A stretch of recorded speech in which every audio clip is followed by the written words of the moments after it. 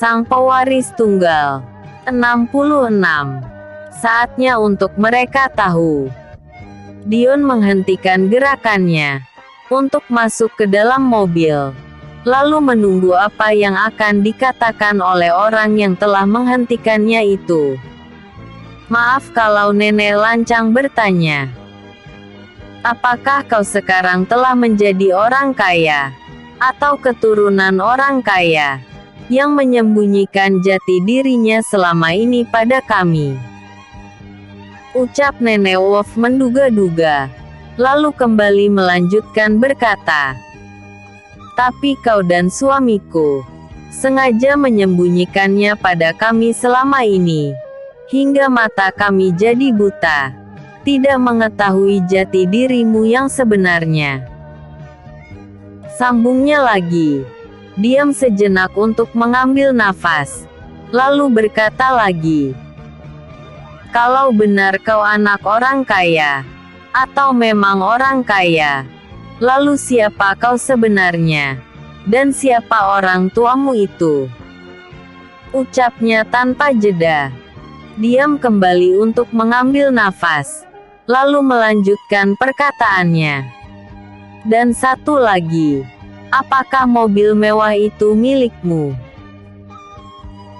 Tanya Nenek Wolf ragu-ragu, tapi cukup puas, karena telah melontarkan sekian banyak pertanyaan kepada Dion, hanya sekedar untuk menghilangkan rasa penasarannya.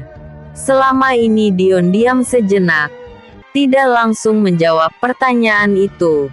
Dia hanya mengedarkan pandangannya ke arah mereka semua. Di situ dia mendapati semua yang ada di dekat Nenek Wolf juga sedang menunggu jawaban dari Dion. Di dalam hatinya membatin, apakah aku harus berterus terang kepada mereka tentang jati diriku yang sebenarnya sekarang? Tapi apa manfaatnya? Namun benaknya berkata lain. Untuk apa juga meladeni mereka itu? Toh tidak akan merubah keadaan mereka sedikitpun. Dilema. Ya, itulah kata yang pantas disematkan pada Dion saat ini. Antara hati dan pikirannya tidak sejalan. Di satu sisi, hatinya membenarkan, tapi di sisi lain akalnya menolak. Ah, cuek sajalah, pikir Dion, lalu tetap masuk ke dalam mobilnya. Dasar penipu, ucap seseorang tanpa berpikir panjang lagi, hingga membuat Dion tercekat diam dalam mobilnya. Antara meladeni perkataan tersebut, atau tetap diam dan pergi tanpa membela diri, saling berkecamuk dalam benak Dion. Kata-kata tersebut memang sangat merendahkan kehormatan seseorang. Kalau menurutkan kata hati, ingin rasanya merobek mulut orang yang telah mengucapkan kalimat itu. Tapi Dion lebih memilih untuk tidak meladeni ucapan tersebut. Dia memutuskan untuk langsung pergi saja dari hadapan mereka. Tapi sekali lagi bukan Dion namanya kalau tidak merespon kata-kata yang sangat merendahkan dirinya tersebut. Dion segera keluar dari mobilnya, lalu berkata, "Aku tidak ada lagi urusan dengan kalian, dan aku juga tidak punya kewajiban apa-apa untuk menjelaskannya. Tapi di sini aku perlu meluruskan bahwa aku bukan pengecut seperti yang kau katakan itu perempuan manja," ucap Dion sambil mengarahkan pandangannya ke arah Calista, dengan tatapan dan niat membunuh yang sangat besar. Calista yang ditatap seperti itu jadi gemetaran. Dia tidak menyangka bahwa ucapan spontannya itu akan membuat Dion jadi begitu marah padanya. Nenek Wolf, Danish, Everly juga Brian, terkecuali Jasmine juga menyesali ucapan Calista tersebut. Mereka menyadari apa yang akan Dion lakukan pada mereka nanti. Akibat ucapan Calista yang sangat merendahkan itu. Sekitar setengah menit kebisuan itu berlangsung. Dion masih tetap menatap ke arah Calista dengan pandangan menusuk dan mengintimidasi. Kalau saja yang mengucapkannya itu Brian, maka dia tidak akan berpikir dua kali untuk tidak mengajarnya. Tapi pantang bagi Dion untuk menjatuhkan tangannya pada seorang perempuan kalau tidak terpaksa. Karena terlanjur sudah mendapatkan pertanyaan yang sangat banyak tersebut, Dion memutuskan untuk berterus terang saja dan berpikir, inilah saatnya untuk mereka tahu siapa aku yang sebenarnya. Kemudian dengan memposisikan diri sebagai orang yang berkuasa, Dion berdiri tegak dengan gagahnya. Aura orang kaya yang dipancarkan oleh penampilannya benar-benar terasa. Mereka berenam yang menunggu ucapan dari Dion menjadi harap-harap cemas. Mereka berharap ucapan Dion akan bisa memuaskan mereka. Di tengah menunggu itu, tiba-tiba Dion berkata dengan tenangnya, "Apa yang kau katakan itu memang benar adanya. Aku memang seperti apa yang kau tanyakan itu. Tapi kau tidak perlu tahu siapa orang tuaku yang sebenarnya," jawab Dion hingga mengejutkan mereka semua.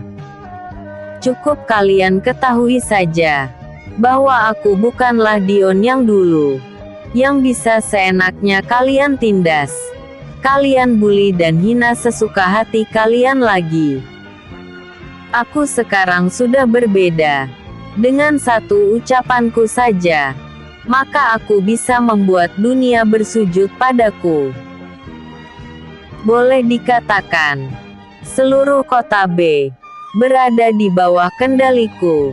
Dan masih banyak lagi yang tidak bisa aku ceritakan pada kalian. Tapi satu hal yang perlu kalian tahu, terutama kau Brian, apa yang aku punya ini bukanlah hasil merampok dari harta kekayaanmu yang tidak seberapa itu, tapi memang sebelumnya telah ada padaku. Mengenai mobil itu, tentu kau masih ingat Brian, saat dimana kau masih menjadi orang kaya, dan dengan sombongnya kau menghinaku di showroom mobil itu. Orang yang kau sangka gembel, pecundang, pengangguran dan sampah tidak berguna ini, benar-benar telah mampu membeli mobil mewah, yang terparkir di sebuah ruangan khusus, dengan harga 2 juta dolar Amerika. Mobil itulah yang sekarang kupakai dan terparkir di sana. Mobil mewah itu telah membuat orang-orang di kota B ini silau, mungkin termasuk kalian. Mengenai bagaimana kalian bisa menjadi gelandangan seperti ini, sebaiknya kalian pikirkan sendiri. Permisi, ucap Dion mengakhiri penjelasannya, kemudian bergegas masuk ke dalam mobil, dan melajukannya di jalanan menuju ke kota Golden City. Sepeninggal Dion, tidak ada satupun yang bersuara, sampai sekitar 1 menit kemudian, terdengar sebuah keluhan panjang dari Calista. Untung tidak terjadi apa-apa. Aku sangat takut tadi," ucap Calista lega. "Kau sendiri yang bodoh. Kenapa berani-beraninya berkata seperti itu pada Dion?" sanggah Everly geram.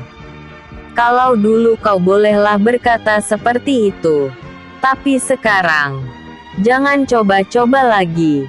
Nenek saja takut melihat sorot matanya tadi, sambung Nenek Wolf mengingatkan. "Sungguh ibu tidak menyangka Jasmine, bahwa mantan suamimu itu sebenarnya adalah anak orang kaya atau memang dari dulunya dia kaya."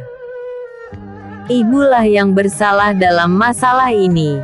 Karena ibu terus-menerus menghina, membuli dan memaksamu untuk bercerai dan menikah dengan orang lain. Apa yang ibu katakan itu memang benar. Dion dulu memang pecundang dan sampah tidak berguna. Sambung Brian menyela ucapan mertuanya dan berniat ingin mengambil hati. Diam kau.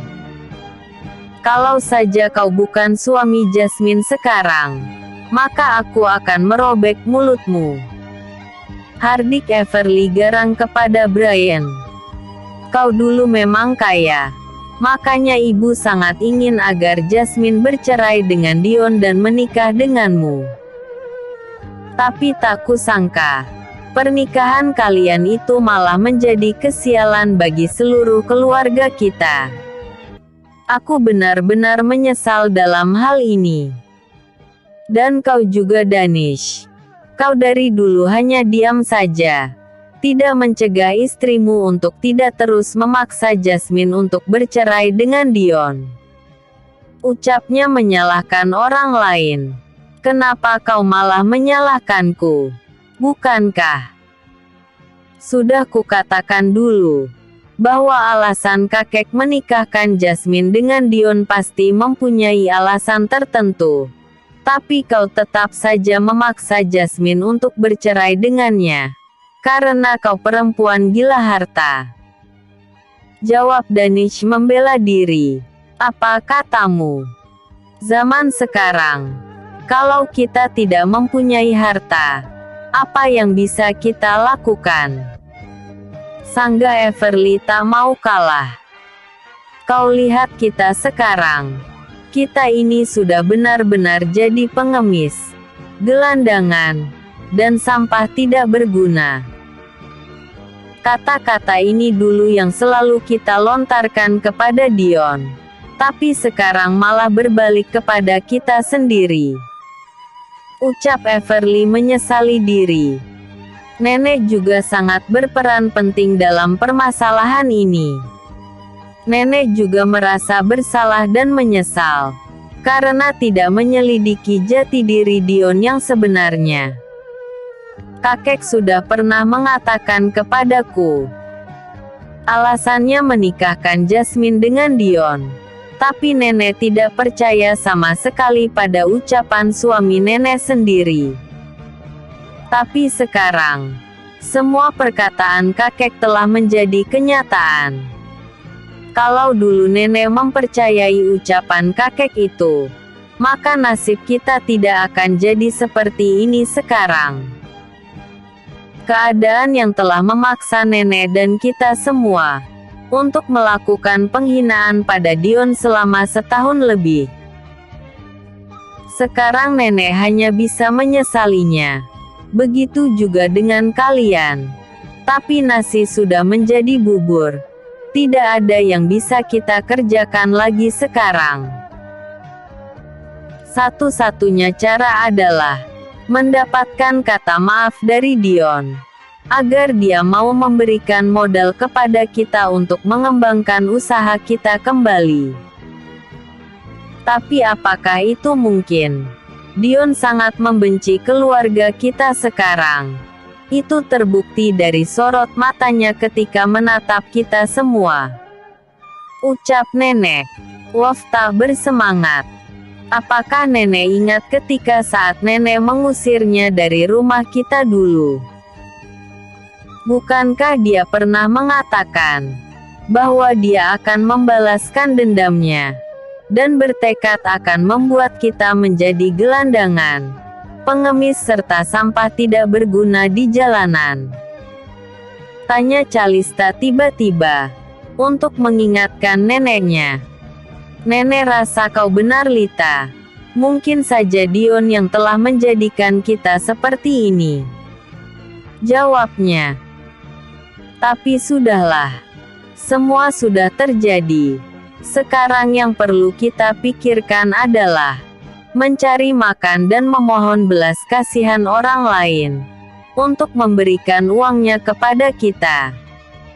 Ayo kita mengemis lagi. 67.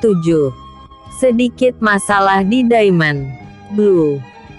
Dendam dan sakit hatiku ini sudah terbalaskan. Kurasa sudah cukup memberikan pelajaran kepada mereka semua. Batin Dion dalam hati, sambil menyetir mobil mewahnya menuju kota The Golden City. Dion masih kesal atas kejadian itu. Seharusnya sekarang ini dia sudah berada di villa barunya. Tapi karena kecelakaan kecil yang disengaja oleh seseorang itu, rencana Dion menjadi terkendala. Dion tidak habis pikir, kenapa Jasmine sampai begitu nekat menabrakkan dirinya ke mobil Dion. Apakah memang disengaja olehnya? Atau karena dia mempunyai rencana lain? Memikirkan semua itu, kepala Dion semakin pusing. Ingin rasanya dia melampiaskan kekesalannya pada seseorang. Tetapi entah pada siapa. Mobil mewahnya terus melaju di jalanan yang cukup ramai. Sudah hampir 21 menit Dion mengendarai mobilnya dengan kecepatan sedang. Menurut perkiraannya, jarak kota B dengan kota The Golden City miliknya itu, kalau ditempuh dengan menggunakan mobil di jalanan yang normal, hanya membutuhkan waktu sekitar 25-27 menit.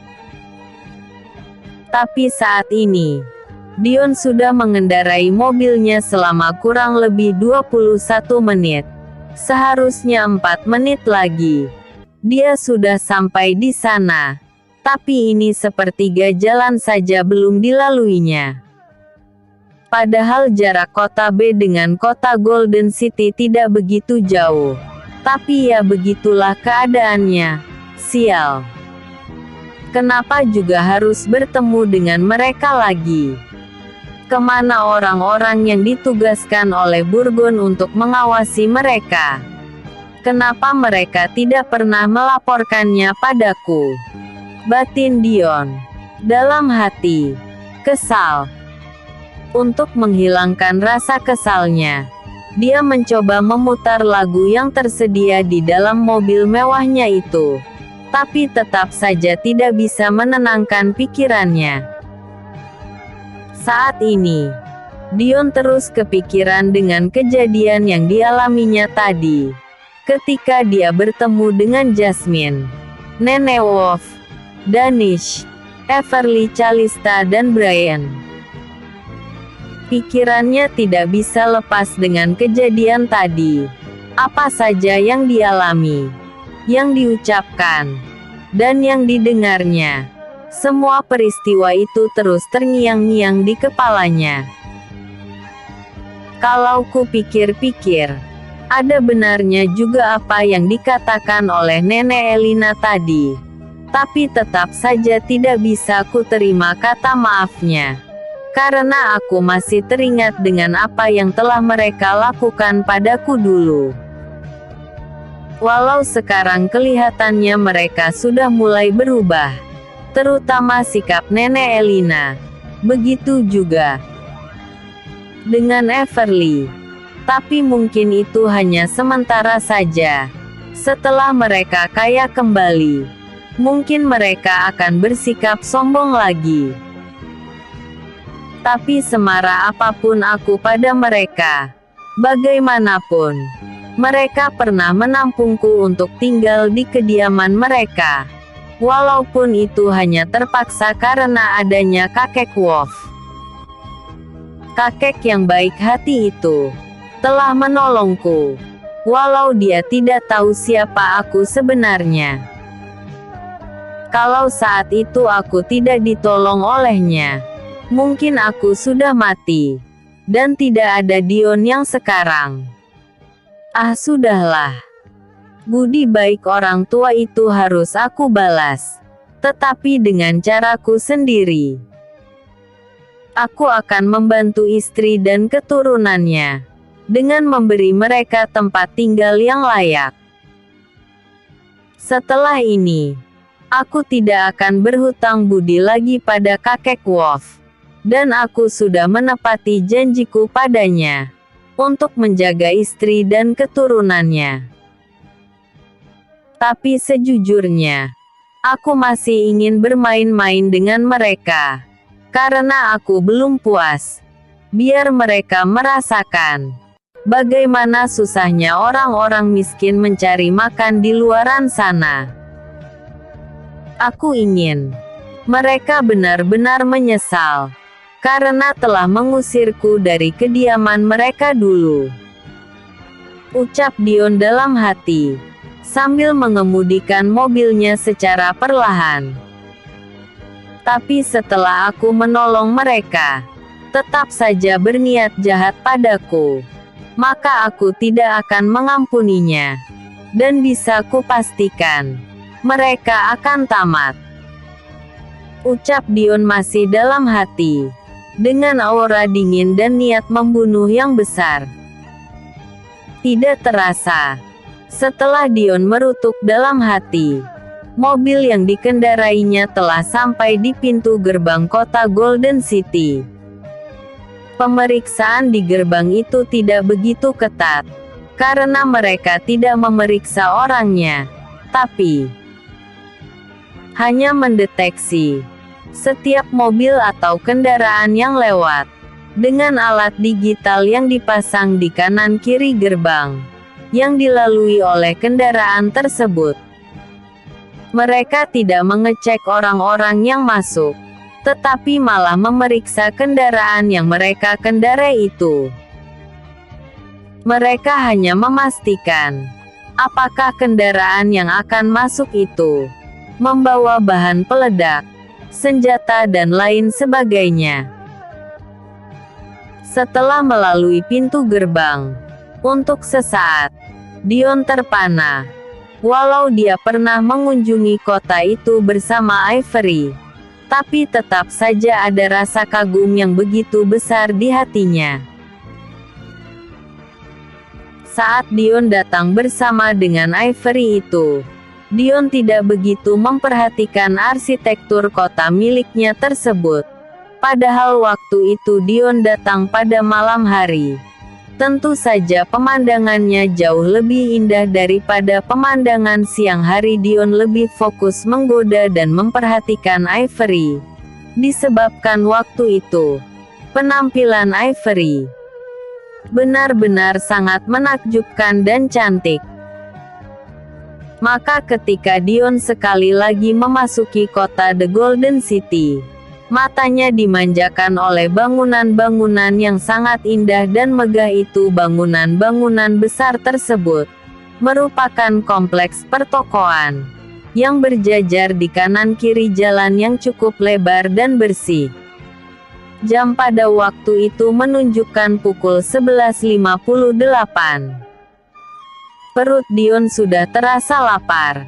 Karena waktu di hotel tempat dia menginap, Dion hanya memakan sedikit makanan.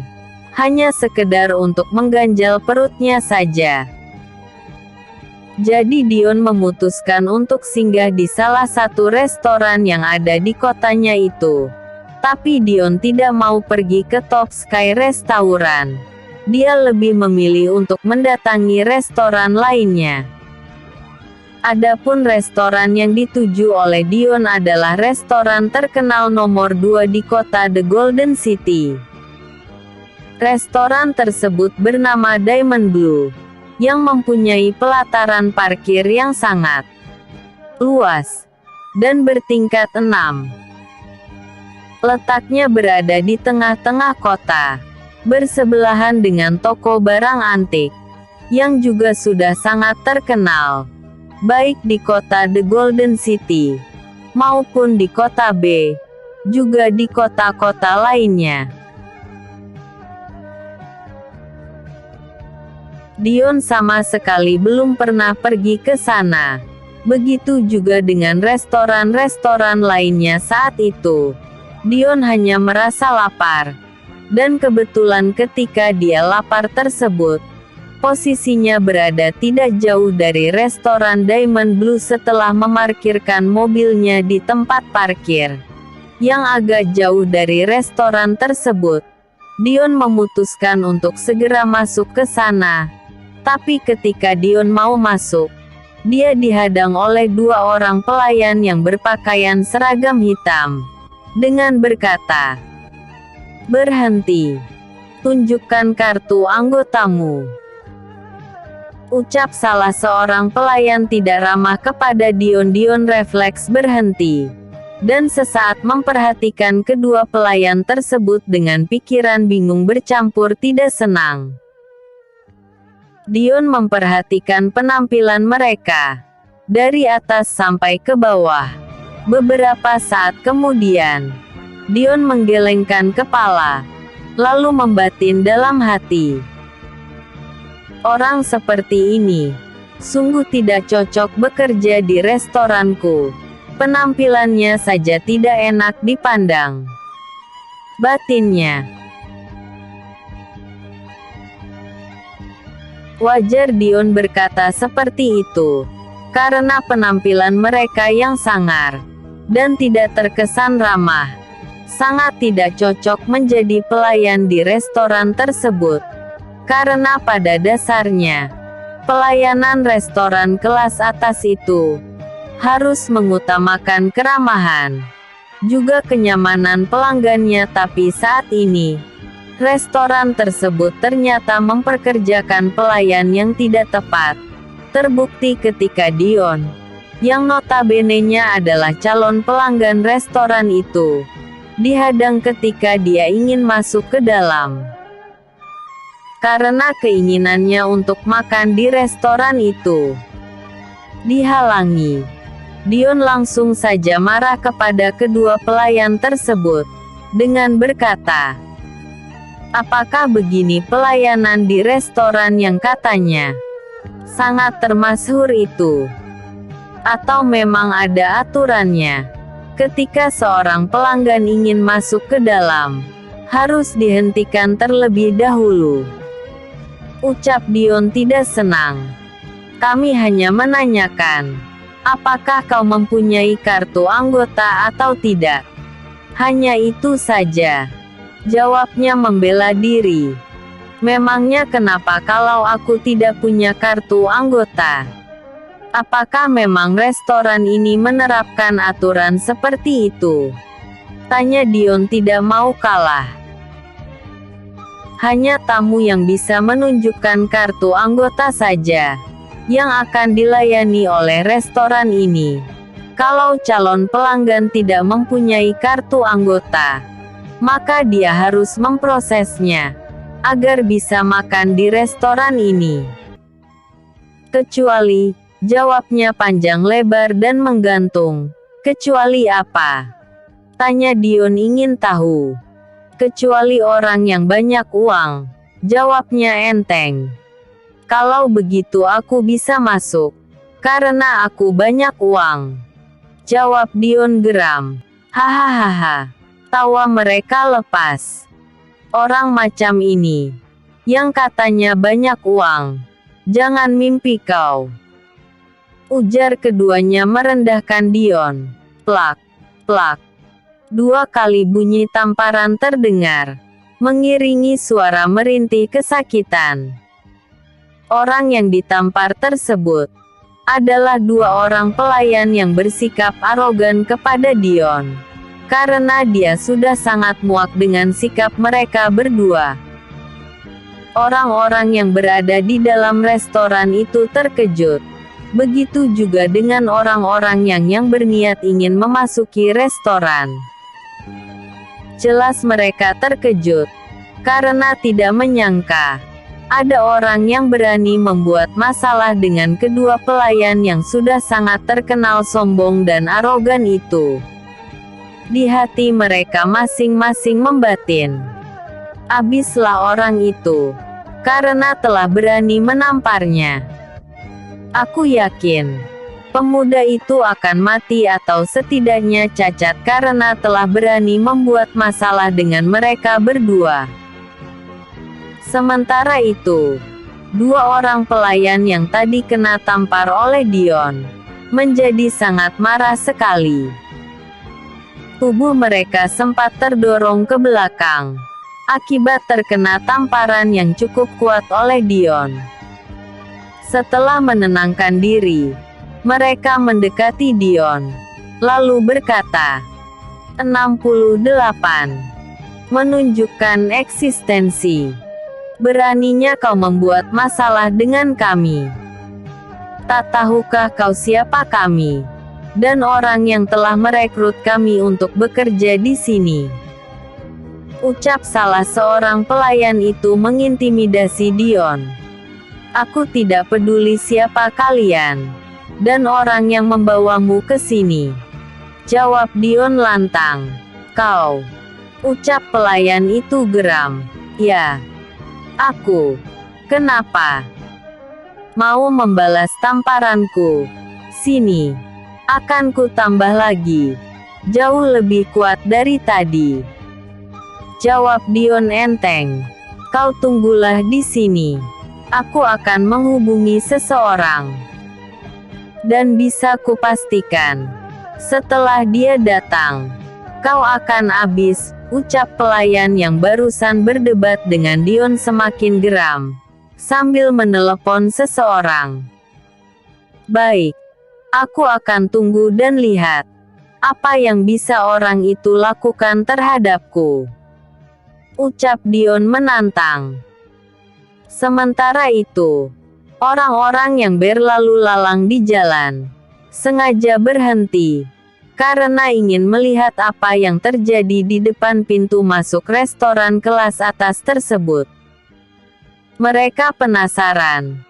Siapa orang yang tengah bersitegang dengan dua orang pelayan restoran mewah itu?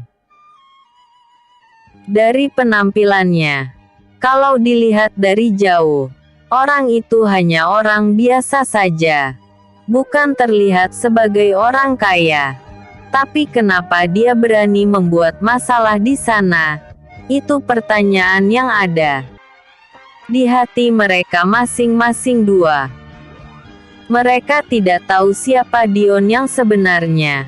Andai dua orang pelayan itu tahu siapa Dion, tentu mereka tidak akan berani bersikap seperti itu padanya. Bisa dipastikan, kedua pelayan itu akan bersimpuh di tanah. Waktu Dion keluar dari mobil mewahnya dilihat oleh mereka. Tapi sayangnya, mereka tidak melihat kejadian itu. Jadi mereka menganggap Dion adalah orang biasa, atau seseorang yang ingin mencari kerja di situ, sedangkan orang-orang yang sedang makan di dalam restoran, juga yang sudah selesai makan, atau yang ingin masuk ke dalam, menghentikan aktivitas makannya. Mereka juga penasaran dan ingin melihat apa yang sebenarnya terjadi. Apakah ada seorang pengemis atau yang lainnya yang ingin masuk ke dalam, atau ada masalah lain? Selama mereka makan di sana, belum pernah ada kejadian seperti itu. Jadi mereka sangat tertarik untuk melihat apa yang akan terjadi selanjutnya. Tak lama sesudah itu, orang yang dihubungi oleh salah seorang pelayan pun tiba. Terlihat dia menaiki mobil mewah dan memasuki pelataran restoran tersebut. Setelah dia sampai, orang tersebut tidak memarkirkan mobilnya di tempat yang tersedia, tetapi malah membiarkan mobilnya tetap terparkir tak jauh dari depan restoran itu. Begitu dia keluar dari dalam mobil, langsung saja dia membanting pintu mobilnya kuat-kuat, hingga membuat orang yang ada di sekitarnya kaget. Dion yang saat itu membelakangi orang tersebut, dan sempat melihat siapa orang yang datang itu, tidak mempedulikan kedatangannya. Dion tetap dan menunggu apa yang akan dilakukan oleh orang yang baru datang itu. Setelah orang yang baru datang itu dekat, Kedua pelayan yang sebelumnya sombong membungkukkan setengah badannya ke arahnya sambil berucap, "Syukurlah Tuan datang. Kalau tidak, kami tidak tahu apa yang akan terjadi dengan kami di sini. Dari tadi kami dianiaya oleh bajingan ini." Ucapnya memprovokasi orang tersebut. Sekilas orang yang baru datang itu mengamati tubuh Dion dari atas sampai ke bawah. Sepertinya dia pernah bertemu dengannya, tetapi dia masih ragu siapa dan di mana. Untuk menunjukkan eksistensinya, orang tersebut berkata, "Apakah benar kau yang telah menganiaya kedua pengawalku ini?" Ucapnya dibuat segarang mungkin. "Apakah kau orang yang telah merekomendasikan kedua pelayan tidak berguna dan sombong itu untuk bekerja di restoran ini?" Ucapkan tanpa memperdulikan pertanyaan orang tersebut. Dion berani melakukan semua itu karena dia yakin seluruh kekuasaan, kekuatan dan kekayaan di kotanya sendiri itu adalah mutlak miliknya, termasuk bangunan restoran yang saat ini ada di depannya. Kalau iya, memangnya kenapa? Apakah kau dewa yang diutus dari langit untuk mengadiliku hari ini? Tanya orang tersebut angkuh sambil berusaha memegang bahu Dion untuk membalikkan tubuhnya. Dion tidak sudi dan terima jika tubuhnya dipaksa orang lain untuk berputar. Dengan kasar, Dion menepis tangan orang tersebut hingga terpelanting ke belakang, lalu segera membalikkan badannya menghadap orang yang tadi berusaha memegang bahunya. Begitu dia memperlihatkan wajahnya, orang tersebut tercekat diam. Terlihat sekali dia sangat gugup dan ketakutan ketika melihat wajah Dion. Lalu dengan terbata-bata dia berkata, Tuh, Tuan muda, apakah ini engkau?" Ucapnya gugup. "Kalau benar aku ini orang yang kau maksud, memangnya kenapa?" Tanya Dion sinis. "Sungguh keberuntungan dan kehormatan yang besar bagiku bisa bertemu dengan Tuan di sini." Ucapnya sambil membungkuk hormat ke arah Dion. Tanpa menjawab pertanyaan Dion tadi, "Sungguh aku tidak menyangka akan bertemu dengan Tuan di sini. Sudah sekian lama aku mencari Tuan, tapi tidak ketemu juga." Sambungnya lagi, "Untuk apa kau mencariku? Apakah ingin membuat masalah lagi?" Tanya Dion dingin. "Aku tidak berani Tuan. Aku hanya ingin mengucapkan terima kasih karena Tuan telah memberi muka kepadaku waktu itu." Jawabnya tanpa ragu tapi takut. "Oh begitu. Kukira ada masalah penting apa?" Jawab Dion enteng. "Lalu, apa yang menyebabkan kau datang ke sini?" Tanya Dion lagi. "Maaf Tuan muda, jika aku tahu siapa orang yang dilaporkan pelayan itu, yang katanya membuat keributan di restoran ini, maka aku tidak akan berani datang ke sini." Jawabnya. Dion hanya diam saja. Setelah mendengar penjelasan dari orang tersebut, dia hanya sedikit heran dan bertanya-tanya, apakah benar kedua satpam itu bekerja atas rekomendasinya? Untuk menghilangkan rasa penasarannya, Dion kembali mengajukan pertanyaan kepada orang tersebut. "Apakah kau yang telah merekomendasikan kedua pelayan arogan ini?" Tanya Dion sambil mengarahkan pandangannya kepada kedua pelayan tersebut. "Maaf Tuan, memang benar akulah orangnya. Tapi aku akan segera memberi pelajaran pada keduanya agar kedepannya bekerja lebih baik lagi Jawab orang tersebut ragu-ragu. Tidak perlu. Bukan hanya memberikan pelajaran, tapi pecat dia, atau aku sendiri yang akan turun tangan. Ucap Dion mengancam. Baik Tuan. Jawabnya singkat dan gugup. Kejadian itu sukses membuat kedua pelayan yang tadi bersikap arogan menjadi keheranan. Mereka tidak menyangka bahwa orang yang diharapkan untuk bisa membelanya, tapi ternyata ketakutan dan gemetaran seperti itu ketika berhadapan dengan Dion. Dengan takut-takut dan berharap banyak, pelayan itu menghampiri orang yang baru datang tersebut, lalu berkata, "Tuan, orang inilah yang kumaksud telah membuat kekacauan di restoran ini." Ucapnya kembali memprovokasi. "Diam kau!" Plak, plak. Teriaknya garang sambil menamparkan pipi kedua pelayan arogan tersebut, hingga kembali terdorong ke belakang. "Tuh, Tuan, kenapa kau malah memukul kami? Bukan bajingan itu?" tanya mereka serempak tanpa mempelajari situasi lagi. "Buk, buk. Ini peringatan untuk kalian. Kalau masih berani merendahkan tuan itu, maka aku sendiri yang akan menghabisi kalian."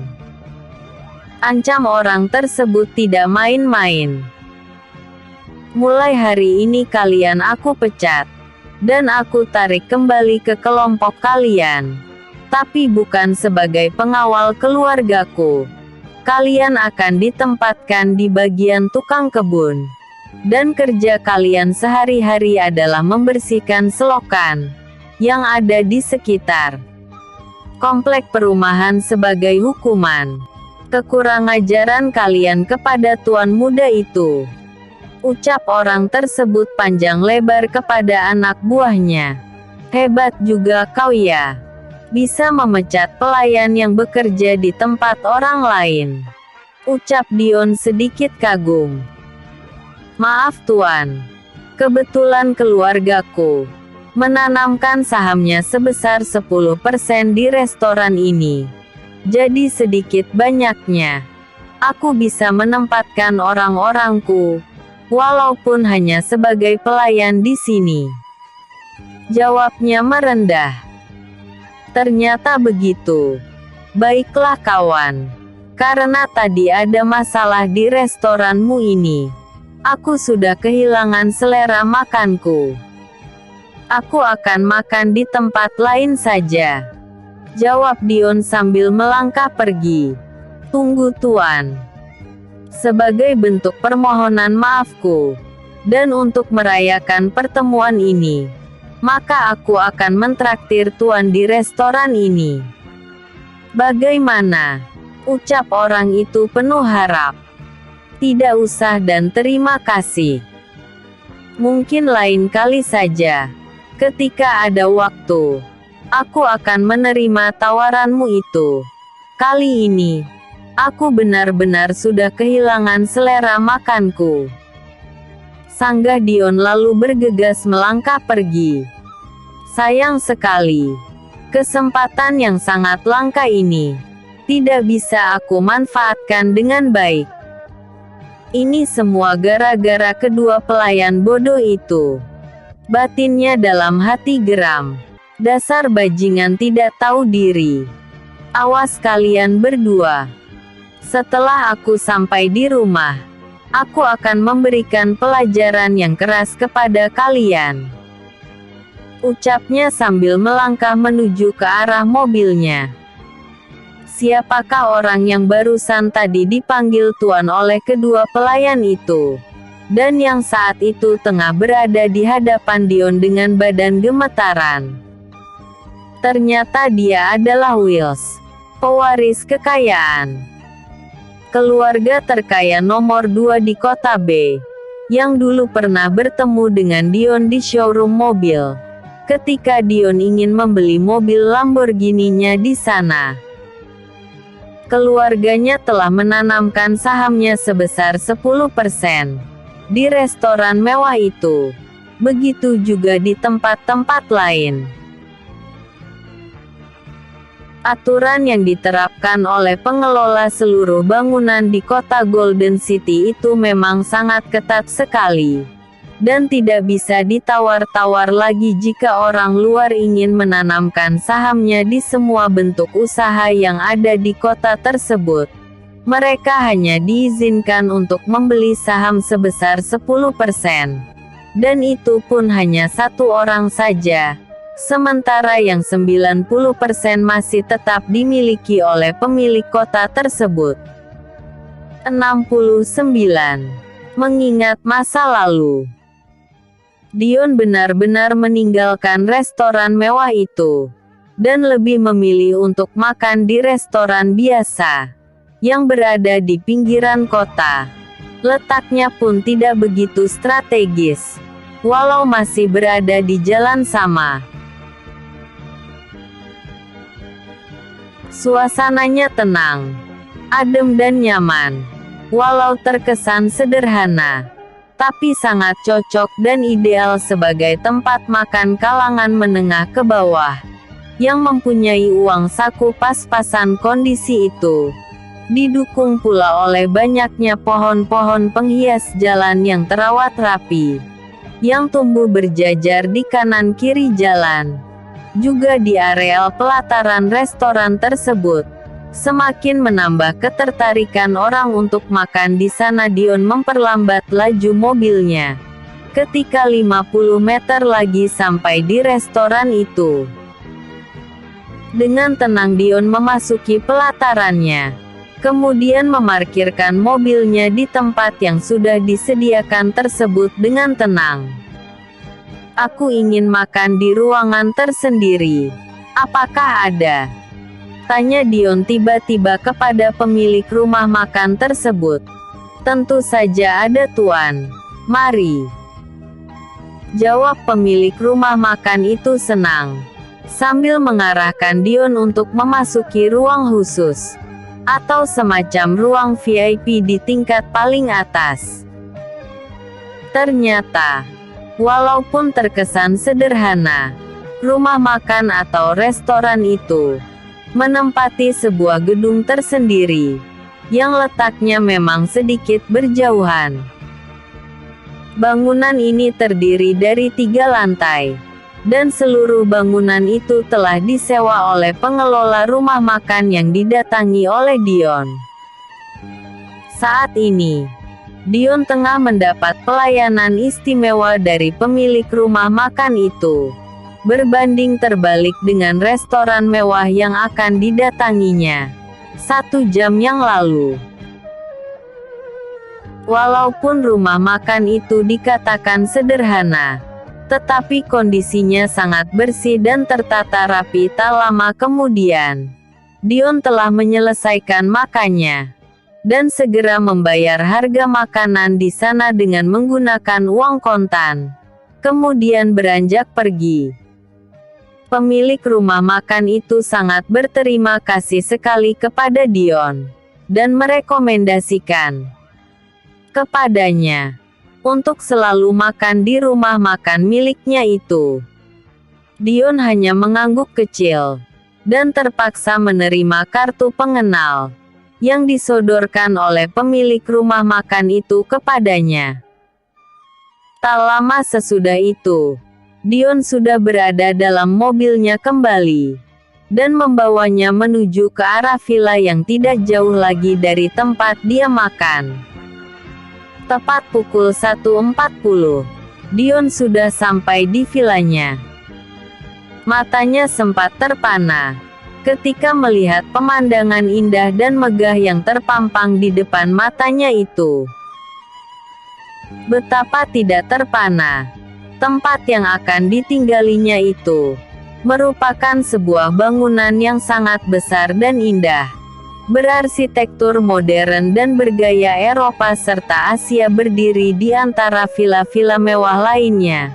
Berhawa sejuk, kualitas bangunan super premium, dengan Furniture interior luarnya bagai hotel bintang 5 atau 6.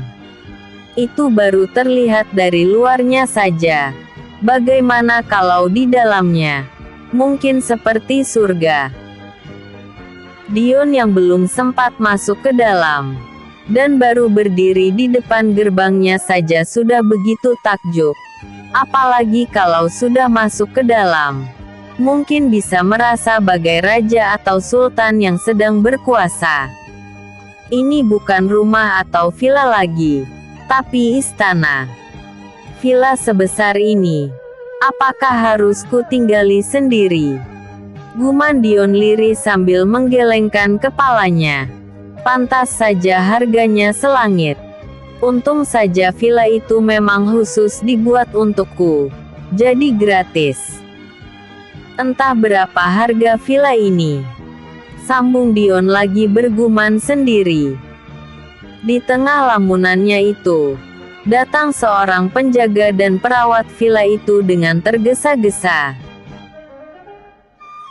Dia sudah dihubungi oleh Ivory 3,5 jam yang lalu, bahwa pemilik villa itu akan datang dengan mengendarai mobil mewah Lamborghini-nya saat Dion sampai. Penjaga itu tidak ada di depan, tapi sedang merawat tanaman langka di belakang villa. Tapi feelingnya mengatakan bahwa tuan pemilik villa itu telah datang. Menyadari hal itu, dia bergegas menyudahi pekerjaannya. Kemudian buru-buru berlari ke depan. Dan benar saja, begitu dia sampai, Dion sudah ada di sana. Bergegas dia membukakan pintu, dan setelahnya berucap, "Selamat datang Tuan Muda. Maaf kalau saya terlambat membukakan pintu gerbang." Ucapnya sambil membungkukkan separuh badannya ke arah Dion. Dion hanya mengangguk pelan, dan mengamati pria parubaya itu dari atas sampai ke bawah. Dari pandangan mata batinnya, Dion bisa merasakan bahwa orang tua itu adalah orang yang baik. Dari tutur katanya yang lembut dan sopan itu saja, Dion bisa menilai seseorang, apakah dia baik atau berpura-pura baik. Kini Dion sudah berada di dalam villanya sendiri seperti yang dibayangkannya waktu belum masuk tadi. Bahwa apa yang ada di dalam villa itu sesuai seperti yang dibayangkannya, bahkan melebihi ekspektasinya. Interior dan furniture yang ada di dalam villa saja sangat luar biasa, sampai-sampai Dion tidak bisa menggambarkannya dengan kata-kata. Ini benar-benar luar biasa. Aku senang tinggal di sini. Masalah dengan siapa nanti aku akan tinggal, itu urusan belakangan. Sekarang sebaiknya aku lebih memfokuskan diri pada rencana perluasan usahaku ke depannya. Menurut Ivory, perusahaan yang diwariskan padaku itu sangat banyak. Lebih baik aku mengecek dan mengunjunginya satu persatu, untuk melihat dan menilai secara langsung kinerja dari orang-orangku di sana. Sekarang aku harus lebih fokus pada usaha aku. Tentang asalah lain, akan aku serahkan pada Iron dan orang-orangnya saja. Sebaiknya aku menghubungi Ivory saja. Mungkin saat ini, dia sudah mendarat di bandara, atau sedang dalam perjalanan ke sini dengan mobilnya.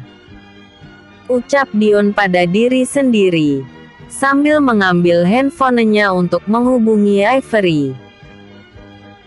Setelah teleponnya tersambung, Ivory tanpa ditanya oleh Dion, melaporkan sendiri keberadaannya saat ini, bahwa dia sedang dalam perjalanan menuju ke kota B, dan akan langsung ke kota Golden City. Sebaiknya dalam waktu 1 jam ini, aku tidur saja, daripada melamun tidak karuan. pun tidak ada yang bisa aku kerjakan di sini. Ucap Dion sambil merebahkan tubuhnya di atas tempat tidur. Tapi sampai 10 menit kemudian, mata Dion tetap saja tidak bisa terpejam. Pikirannya terus melayang kemana-mana, seperti sedang mengingat masa lalu, dan apa saja yang telah dialaminya dulu. Tidak kusangka nasibku akan sebaik ini. Kalau saja saat itu, aku tidak diusir dari kediaman Nenek Wolf itu, mungkin saat ini, aku masih tetap menjadi menantu yang tidak berguna. Ucapnya dalam hati. Aku pun tidak tahu apa yang sebenarnya terjadi padaku. Semuanya serba kabur, dan tidak aku pahami sama sekali. Yang kuingat adalah, saat aku terbangun dari pingsanku 15 atau 16 tahun yang lalu, saat dimana aku ditolong oleh seseorang, yang saat itu langsung mengangkatku menjadi anaknya. Aku juga masih ingat, ketika aku pindah ke kota untuk melanjutkan pendidikanku di sana. Selama beberapa tahun waktu itu, aku sempat tinggal di sebuah panti asuhan yang kondisinya cukup memprihatinkan. Sampai aku menamatkan pendidikanku di SMA, kondisi panti asuhan itu masih tetap sama seperti dulu. Entah kalau sekarang, apa sebaiknya aku kunjungi panti asuhan itu saja, dan ku bangun yang jauh lebih besar dari sebelumnya, agar anak-anak yang tinggal di sana menjadi betah dan terjamin. Mengenai keluarga Nenek Elina, apakah seharusnya kuhentikan saja permainanku untuk mempermainkan mereka? Bukankah mereka sekarang sudah benar-benar menjadi gembel dan pengemis? Ya, aku akan mengangkat derajatnya kembali, dengan menempatkannya di sebuah perumahan yang layak, dan memberikan modal kepada mereka untuk mengembangkan usaha kecil-kecilan di sana. Besok, aku akan mengundang Tiger dan anak-anaknya untuk datang ke sini, guna membicarakan rencana pembangunan tempat tinggalnya berikut dengan desanya. Aku akan membuat sebuah destinasi wisata yang cukup besar dan menarik di sana, dan yang akan menjadi pengelolanya adalah Tuan Tiger beserta anaknya. Batin Dion terus saja berkata sendiri, lalu diam. Tapi tak lama kemudian, berkata kembali, aku masih ingat beberapa belas tahun yang lalu. Desa yang kutinggali itu, kondisinya sangat memprihatinkan. Banyak sarana dan prasarananya yang masih kurang. Apa sebaiknya dengan kondisiku sekarang? Aku bangun desa itu, agar jauh lebih baik dari sebelumnya. Ucap Dion dalam hati, sambil mulai bisa memejamkan matanya. Tidak terasa, sudah setengah jam Dion terus mengingat kejadian masa lalu, dan rencana aksinya ke depan. Akhirnya Dion pun tertidur juga dengan pulas. Setengah jam kemudian, terlihat sebuah mobil mewah berhenti persis di depan pintu gerbang villa milik Dion. Penjaga villa tersebut buru-buru datang dan membukakan pintunya, lalu mempersilahkan Ivory untuk masuk ke dalam. 70. Perang hacker. Hampir 2 jam Dion tidur. Sepertinya dia benar-benar lelah hari ini. Sedangkan Ivory tetap setia menunggu tuannya bangun. Karena tubuhnya juga letih akibat perjalanan jauh, Ivory juga memutuskan untuk istirahat. Dan kalau bisa, tidur di kamar tamu yang tersedia di sana. Ivory hanya bisa terlelap tidur sekitar 57 menit. Setelah dia sadar, Jam pada saat itu sudah menunjukkan pukul 4.10 sore. Bergegas dia bangun dari tempat tidurnya dan pergi ke ruang keluarga yang sangat luas. Di ruang keluarga itu, Ivory mendapati tuannya sedang duduk minum teh dan memakan cemilan kecil yang tersedia di atas meja. Begitu sampai, dia langsung menyapa Dion. "Selamat sore Tuan. Maaf karena telah membuat Tuan muda menunggu. Tadi saya sempat ketiduran," ucap Ivory tidak enak. "Duduklah," ujar Dion singkat. "Terima kasih Tuan," jawab Ivory. "Perkembangan apa yang terjadi di kota J selama aku tinggalkan itu?" tanya Dion memulai pembicaraannya. "Tidak banyak yang terjadi Tuan. Cuma ada beberapa kejadian kecil di sana," ucap Ivory menjawab pertanyaan Dion. "Tapi ada satu hal yang sangat merisaukan Tuan, dan membutuhkan penanganan yang serius dari pihak kita." "Memangnya ada masalah serius apa dengan perusahaan-perusahaan itu?" tanya Dion penasaran. "Ini menyangkut masalah harga diri kita Tuan. Ada pihak asing yang mencoba membobol data-data perusahaan kita dengan mengerahkan beberapa orang hacker handal di pihaknya." "Siapa orang yang telah berani mencoba melawan keluargaku?" tanya Dion. "Ada pemegang modal besar yang baru datang dari luar negeri Tuan. Dia mengakuisisi 3 perusahaan besar yang menjadi mitra kita selama beberapa tahun ini." "Coba ceritakan dengan jelas," desak Dion tidak sabar. "Baik Tuan," jawab Ivory singkat. "1 hari setelah kepulanganku ke kota J, ada peristiwa yang cukup besar yang terjadi di dunia usaha di sana. Entah kenapa tiba-tiba saja 3 perusahaan besar mitra kita mengalami kerugian yang cukup besar, sehingga sahamnya menjadi anjlok di bursa perdagangan internasional. Setelah 3 hari bertahan dan meminta bantuan dari luar, 3 perusahaan tersebut tetap tidak bisa mempertahankan eksistensinya dan hampir dinyatakan pailit oleh pemerintah setempat." Berita itu didengar oleh dunia internasional. Berbondong-bondong mereka menawarkan diri untuk memberikan bantuan, tapi dengan catatan mereka menguasai 75–80% sahamnya. Mendengar tawaran yang sangat menarik itu, ketiga pemilik perusahaan tersebut buru-buru menjual seluruh sahamnya kepada pemegang modal besar itu. Tapi setelah diselidiki, ternyata penyebab 3 perusahaan besar itu bangkrut atau pailit adalah permainan dari pemegang modal besar yang saat ini telah memiliki perusahaan tersebut.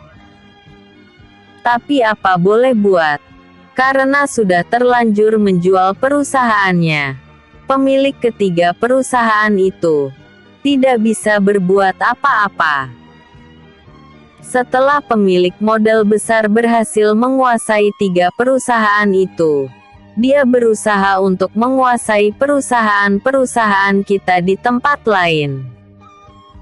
Apakah benar yang kau katakan itu Ivo? Dan kapan kejadiannya? Tanya Dion penasaran. Baru tadi malam Tuan. Sekitar jam 2 dini hari. Jawab Ivory terus terang. Kenapa Rams tidak melaporkannya padaku? Tanya Dion kecewa. Dia mau melaporkan kepada Tuan, tapi takutnya mengganggu Tuan tidur. Jadi dia hanya memberitahukan kepadaku dan juga kepada Tuan Besar tentang masalah itu. Mewakili Tuan Muda, Tuan Besar memerintahkan kepada Rams dan orang-orangnya untuk memblokir serta mencari tahu siapa orang yang mencoba untuk membobol perusahaannya itu. Apa yang telah dia lakukan? Tanya Dion geram. Mengandalkan hackersnya, dia mencoba membuat perusahaan kita seolah-olah pailit dan mengalami kerugian yang sangat besar. Tapi untungnya, hacker kita jauh lebih hebat daripada hacker mereka, sehingga diketahui tujuan mereka yang sebenarnya, yaitu untuk menghancurkan perusahaan keluarga Tuan Mahesa Birawa seluruhnya. Kurang ajar. Ternyata ada yang berani memulai perang secara terbuka denganku, ujar Dion marah. Padahal mereka sudah tahu bahwa kakekku adalah orang terkaya nomor 1 di negara ini, bahkan di Asia dan nomor 2 di dunia. Sambungnya lagi. Atas dasar apa orang tersebut berani membangunkan singa yang sedang tidur? Sekarang juga hubungi Rams juga yang lainnya. Aku mau mereka malam ini sudah sampai di vilaku, ucap Dion sambil mengepalkan tangannya, pertanda geram.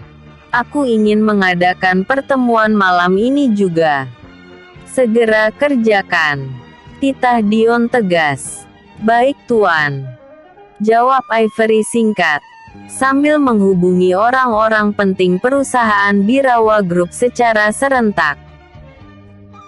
Tepat pukul 6.50 malam waktu setempat, orang-orang yang disuruh oleh Dion untuk datang ke kota The Golden City sudah tiba semuanya. Boleh dikatakan, hampir 97% orang-orang penting Birawa Group datang memenuhi panggilan Dion. Mereka di sana cuma disambut oleh penjaga villa tersebut beserta dengan istrinya, berikut Ivory. Sedangkan Dion masih berada di dalam kamar mewahnya.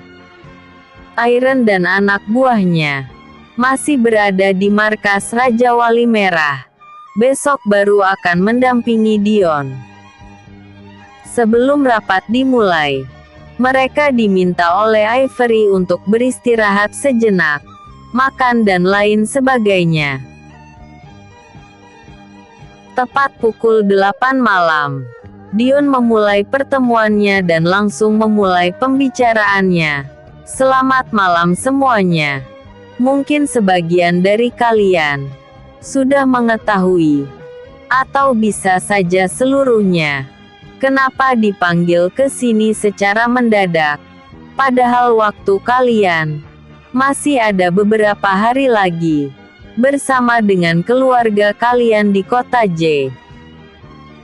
Tapi karena ada satu masalah penting yang membutuhkan penanganan segera, maka aku terpaksa memanggil kalian ke sini untuk membicarakan langkah-langkah pencegahan yang diperlukan. Aku telah mendapatkan laporan dari Ivory bahwa 3 perusahaan besar di kota J telah dikuasai oleh pihak asing, dan setelah itu mereka mencoba untuk merambah ke perusahaan-perusahaan kita di kota-kota lain. Itu terbukti dengan usaha para hacker mereka untuk membobol data-data perusahaan dan mencoba untuk menguasainya. Untung saja dalam hal ini, kita mempunyai satu tim peretas yang handal yang diketuai oleh Rams, si otak jenius. Berkat Rams dan orang-orangnya, usaha pertama mereka gagal. Tapi kita tidak boleh lengah. Percobaan pertama gagal. Mungkin mereka akan melakukan percobaan kedua, ketiga dan seterusnya. Jadi langsung saja kita tanyakan kepada Rams tentang duduk permasalahannya, ucap Dion sambil mengarahkan pandangannya kepada Rams. Rams yang seperti diberi kode itu mengetahuinya, kemudian langsung berkata, "Sama seperti yang Tuan ketahui, Sehari setelah kami berada di kota J, kami serentak mendapatkan laporan bahwa ada pihak asing yang mencoba untuk membobol data perusahaan kita. Jadi aku dan orang-orangku segera bertindak untuk mencegah hal itu tidak terjadi. Tapi sepertinya mereka tidak mau mundur sedikit pun. Walaupun sudah aku peringatkan, tapi mereka tetap membandel dan menantang kita. Jadi apa yang harus kami lakukan, Tuan? Ucap Rams panjang lebar.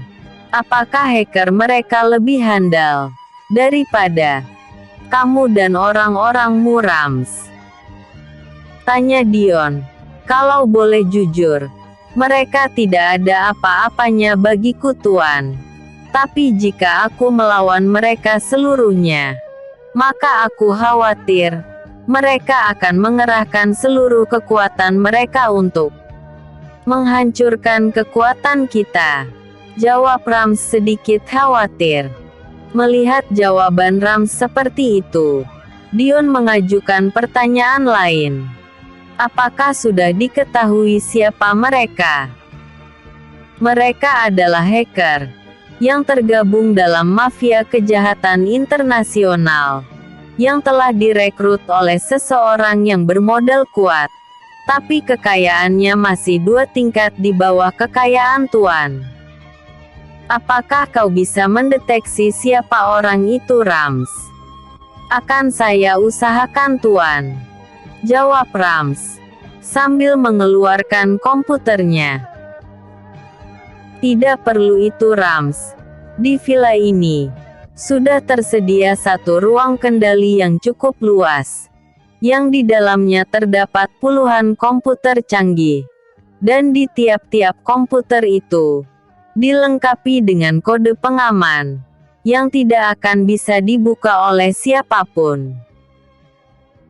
Di ruang itu nanti, kita bisa mengetahui dan melihat secara langsung siapa orang yang mencoba membobol data-data perusahaan kita.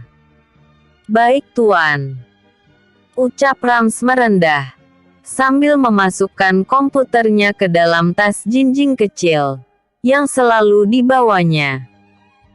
Kalau begitu, mari kita semuanya pindah ke ruangan itu.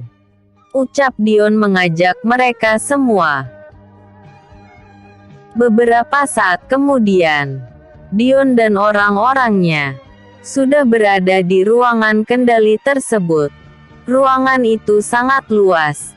Di dalamnya terdapat puluhan komputer super canggih dan peralatan-peralatan teknologi lainnya. Setelah itu Dion memerintahkan kepada Rams dan anak buahnya untuk memilih salah satu komputer yang mereka suka untuk bekerja. Setelah mereka memilih satu persatu komputer itu, para peretas atau hacker yang dibawa oleh Rams mulai bekerja mengoperasikan komputer tersebut, yang kodenya ada di tiap-tiap komputer itu. Sementara Rams menempati posisi paling depan dan mengambil komputer yang jauh lebih besar layarnya daripada komputer lain.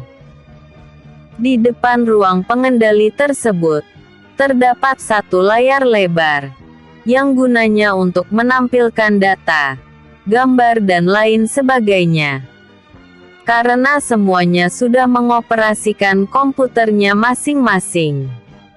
Apakah ada yang tahu siapa nama pemegang modal besar itu? Dan dari mana dia berasal?